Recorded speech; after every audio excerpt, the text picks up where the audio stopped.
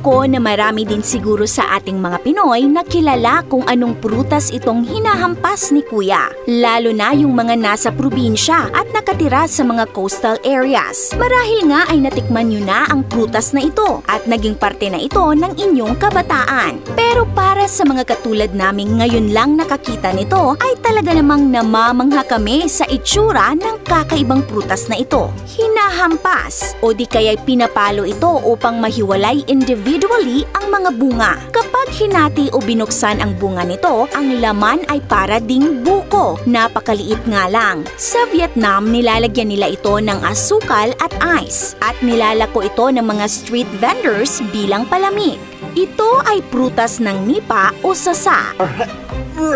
It must be 30 kilos each. Nipa palm fruit. Ang nipa palm na may scientific name na Nipa fruticans ay isang klase ng palm tree na karaniwang matatagpuan sa mga wetland at matubig na lugar ng mga bansang mula India, Southeast Asia, Papua New Guinea hanggang Solomon Islands. Kakaiba sa karamihan ng mga palm tree gaya ng coconut, tanging ang Nipa fruticans lamang ang species nito. Dito sa atin, kilala ang dahon ng nipa o pawid na ginagamit bilang bubong sa mga tradisyonal na bahay kubo. Nipa hat kung ito'y tawagin ng mga Amerikano. Ngunit marami din siguro sa ating mga Pinoy ang hindi alam na meron pala itong prutas. Ano kaya ang lasa ng nipa palm fruit? Ayon sa mga nakatikim na ng kakaibang prutas na ito raw ay may matamis na lasang maihahambing sa laman ng buko, ngunit may kaunting asim. May mga kababayan tayong niluluto ito at ginagawang minatamis, perfect bilang panghimagas o merienda. May iba din na hinahalo ito sa fruit salad. Bukod sa prutas at dahon nito, marami ding produkto ang nagagawa galing sa sap o katas ng nipa. Nariyan ang tuba, lambanog at sukang sasa. Ngunit may isang asosasyon sa Surigao del Sur na pinoproseso nila ang tuba ng nipa upang maging mas sosyal na nipa wine upang maibenta nila ito sa mas mataas na presyo. Ginagawa din nila itong nipa syrup o nipa honey at nipa sugar na magandang alternatibong asukal para sa mga health conscious. Malaking bahagi ang nipa palm sa kabuhayan ng mga komunidad sa baybaying lugar. Hindi lang ito nagagamit sa pagkain at inumin, kundi ito rin ay nagbibigay ng kabuhayan sa maraming pamilya mula sa pagtatanim hanggang sa pag-ani. Pero gaya ng iba pang likas na yaman, nahaharap ang mga nipa palm sa mga banta gaya ng pagbabago sa klima at unti-unting pagkawala ng natural na wetland. Bukod pa rito, ang pagtutok sa ibang uri ng agrikultura, kakulangan ng kaalaman sa tamang pag-aani at mga environmental consequence tulad ng deforestation at habitat destruction ay nagdadala ng panganib na mawala ito sa hinaharap. Ang nipa ay dapat pangalagaan dahil tumutulong ito sa pagpapatatag ng coastal soil, nakakaiwas sa soil erosion, pagbaha at iba pang kalamidad.